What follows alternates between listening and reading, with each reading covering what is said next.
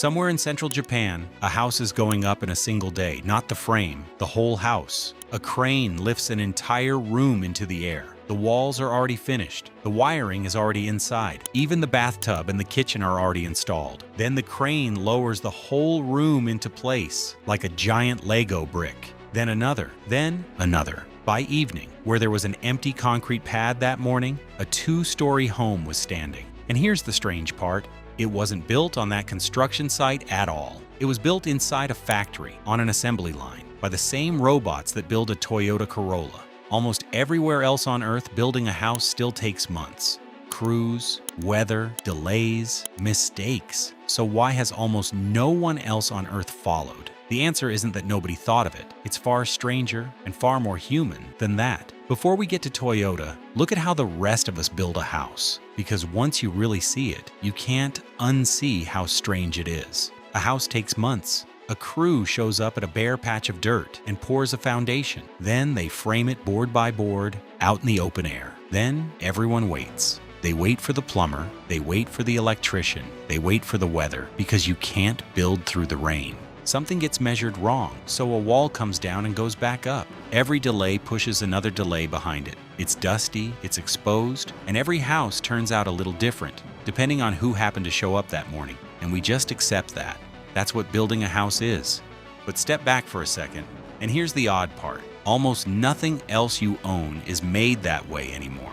Your car wasn't built out in a field. It was born inside a spotless factory, assembled by robots to exact measurements, identical to thousands of others, and tested before it ever reached you.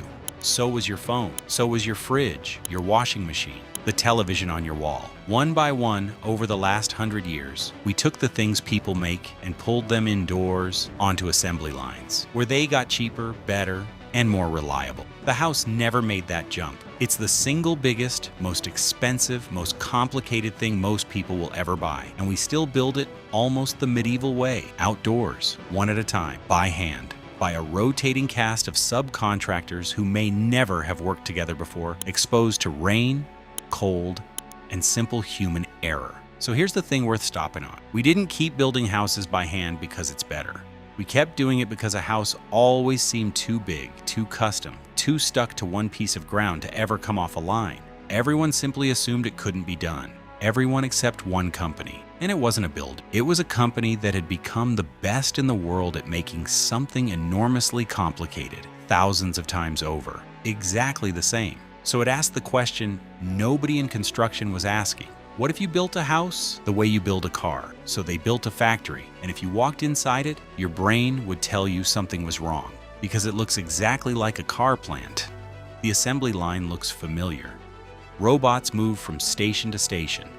Conveyors carry something enormous across the factory floor, but rolling past isn't a car body. They're steel boxes the size of rooms. And the same famous Toyota habits are all here, just aimed somewhere new. A worker can still pull a cord and freeze the entire line the second something looks off. That endless hunt for tiny improvements, the one that shaved seconds off building a Corolla, is now pointed at building a wall.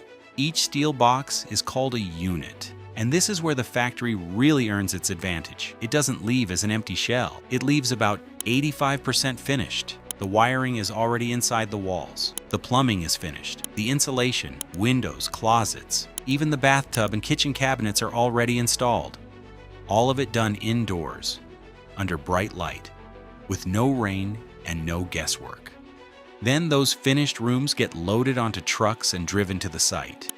A typical Toyota home is 6 to 12 of these boxes. A crane lifts them onto a concrete pad, stacks them like enormous Lego bricks, bolts them together, and sets a roof on top. The shell of a 2-story house can be standing in about 6 hours. The family can be living in it within weeks, not the many months a normal build drags on for. And because it was built inside a factory, it inherits everything a factory does well. No joint ruined by a sudden downpour. No sloppy end-of-week work, every seam measured to the millimeter. Every house is as identical and reliable as the last car off the line. So here's what quietly changed. A house stopped being a project, a one-off you assemble on a muddy site and hope comes together and becomes a product, designed once, built the same way, again and again. And this isn't some concept video or a prototype. Toyota has been quietly doing this since the 1970s. It's faster, it's cleaner, it's more precise. In almost every way that can be measured, it beats how the rest of the world builds, which makes the question underneath it almost unbearable. If it's this good, and it's been sitting here proven for half a century, why is nearly every house on Earth still built by hand, in the dirt, one slow board at a time? Here's the answer, and it's the strange heart of this story. A house fights being a product in ways a car never does. 4 walls, and everyone is invisible until you look. The first is land. A car rolls off the line and can go almost anywhere. A house belongs to one exact patch of ground, with its own slope, its own weather, its own town. And it has to be carried there, so a factory module can't be wider than the roads and bridges it crosses. A car goes to the customer. A house has to survive the journey first. The second is the rule book. A car passes one set of safety rules for a whole country, then sells everywhere. A house obeys a different building code in every town it lands in. Thousands of them, each a little different. You can't stamp out one perfect model when it's illegal one county over. And now the obvious objection. Fine, you think, so just offer more designs. Here's why that doesn't save it. A car maker sells 10 models and calls it a full lineup. A housing company would need thousands, because every family wants something different and every town adds another layer of rules. The moment you need 1,000 versions, you've thrown away the whole point of the line. The factory only wins by making the same thing over and over. And a home is the one thing nobody wants identical to the neighbors. The third is the quiet killer. People buy cars every year, so a car factory runs smoothly. Housing doesn't move that way. It surges, then it freezes, and it can stay frozen for years. A house factory costs billions. So when demand disappears, the machines don't slow gracefully. They sit there, burning money, until they threaten to pull the whole company under. The fourth is people. A house is built by a sprawling web of small local builders and tradesmen, and a factory threatens to erase every one of them, so they don't help it. They fight it. Land, rules, money, people. A car clears all 4. A house crashes into every single one. So no, the world didn't ignore this idea. Some of the smartest engineers and deepest pockets in construction chased it. One of them burned through $2 billion trying to make factory-built housing the future. And then it collapsed into nothing. Its name was Katerra, a Silicon Valley startup, handed more than $2 billion, most of it from a single giant investor. Its promise was this whole video's question turned into a business plan. Do to houses what Ford did to cars. Own the entire supply chain. Fill the country with giant factories. Turn houses into products instead of projects. It was bankrupt in about 6 years. And it died on the exact 4 walls you just watched. Its standard designs kept colliding with a different building code in every state. It sank fortunes into giant factories it couldn't keep fed. And it tried to own the whole chain itself, but never convinced builders to drop the subcontractors they already trusted. And Katerra wasn't some freak accident. It's just the newest headstone in a long graveyard. 100 years ago, Americans could order a house from a Sears catalog, shipped in pieces by rail. That faded too. For 60 years, factory-built housing has been the future that's always 20 years away and never arrives. Even today, factory-built homes account for barely 5% of new homes in America. So here's the rethink. The dream isn't stupid. It's just brutally, genuinely hard, and the pile of bodies proves it, not disproves it, which is what makes Toyota the real mystery. It isn't a construction company. Houses account for less than 1% of its business. It has spent 50 years quietly doing the very thing that keeps burying everyone else while making little money from it. So why hasn't it walked away? To understand why, you have to leave the factory floor completely, because this was never really about efficiency. Go back to the night of March 9th, 1945. American bombers came over Tokyo, a city built then almost entirely of wood and paper. They dropped fire, and in a few hours, 16 square miles of it simply ceased to exist. Around 100,000 people died in a single night. More than either atomic bomb would kill in its first flash. 1 million more were left with nothing but ash where their homes had stood. Watching his country's capital burn was a man named Kiichiro Toyota, the founder of Toyota. Let that sit for a moment. Most companies remember a disaster like that with a history book or a memorial. Toyota tried to answer it with a product. It took the one thing it knew how to build better than anyone else and aimed it at the thing that had failed its country. 30 years later, Japan had rebuilt. It was rich. It was making some of the finest cars on earth. And yet most families still lived in wooden houses, homes that could still burn, still shake in an earthquake, still disappear in a single terrible night. The country had rebuilt itself from the very material that had once made its cities so vulnerable. That was the wound this whole thing grew from. Toyota's conviction, carried on by his company long after his death, was simple and stubborn. Take everything they have learned building cars, the steel, the precision, the assembly line, and point all of it at building homes that were affordable, safe, and above all, would not burn. Not as a clever business, as a promise. That is why Toyota builds houses. Not because they make much money. They don't. Not to disrupt construction. The assembly line, the robots, the steel boxes, the cranes, the giant Lego bricks, those were only ever the method. The goal was simpler. A house still standing after the worst night of your life. A car company builds homes because it once watched a country burn and swore it would build ones that couldn't. Which is a beautiful reason, but beautiful reasons don't automatically change an industry.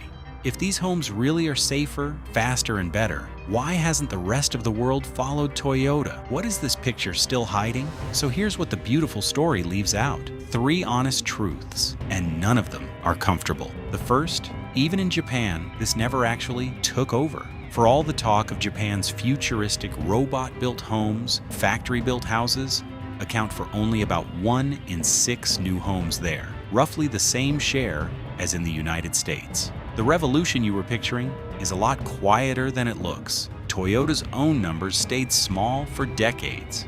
And here's the twist. In recent years, Toyota itself has shifted away from those pure steel modules toward more conventional wood panel homes. Even the pioneer no longer bets on just one idea. The second truth is a little sad. Part of the reason the factory model works in Japan is that houses are often treated like cars. A home there loses almost all its value in about 30 years. Then it's torn down and rebuilt from scratch. The land keeps its worth. The house does not.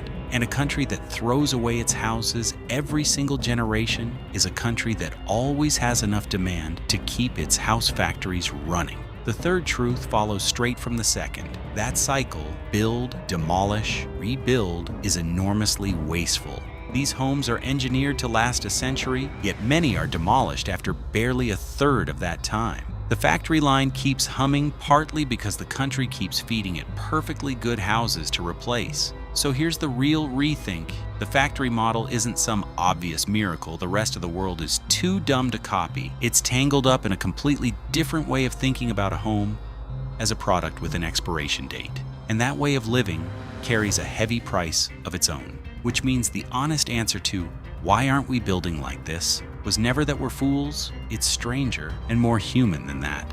Because the biggest obstacle was never factories, building codes, or money. It was us. So let's be honest about both sides, because the truth sits in the middle. A factory-built home has real advantages, and they matter, especially in places desperate for more housing. It's faster. It's more precise. It can be safer, and it creates less construction waste because a clean factory beats a muddy building site every time. None of that is hype. When it works, it genuinely works. But here's the other side. A factory home locks you into set designs. A car comes in a few trim levels, not a custom-shaped body. And a lot of people simply don't want their home to be a trim level. They want it to be theirs. A factory only pays off with steady demand, and housing rarely delivers that. That's the trap that keeps burying these companies. You still can't truck a room wider than the road, or drop a rigid steel box onto a strange, sloping lot. And then there's the quieter cost, the human one. When a home becomes another interchangeable product, something personal can disappear. A house a family expects to keep and pass down is cared for differently than one they expect to replace in 30 years. So here's the honest caution. Why don't we just build homes like cars? Is a seductive question, and it has buried companies that all believed they had finally cracked the problem. The real answer was never that everyone else is stupid. It's that a home resists becoming a product for reasons that are part practical and part deeply human, which leaves one last question. Not whether we can build homes like cars. We clearly can. The real question is how much of a home we are willing to turn into a product. Somewhere in Japan, tomorrow, another house will go up. Another crane, another steel room lifted out of the air, kitchen and bathtub already inside. Another home standing on an empty pad by the end of a single day. And by now, you can see what it really is. Not just a clever trick, but a promise quietly kept for 50 years by a company that once watched a country burn. We have turned almost everything in modern life into a product. Faster, cheaper, more consistent. The house is the last great holdout. And this is the story of the one company that tried hardest to change that, and why the rest of the world mostly never followed. Part of the answer is boring and practical. Land you can't move. Rules that shift from town to town. Trucks that only fit so wide. Factories too expensive to sit still. But part of it is something deeper. A house was never only a product. It's the place a family becomes a family. And something in us resists stamping that into a mold, no matter how perfect the factory or how fast the crane. So here's the strange truth this whole story keeps circling back to. The remarkable part was never that Toyota learned to build a house like a car. It's that after 50 years of proving it can be done, we're still not arguing about the engineering.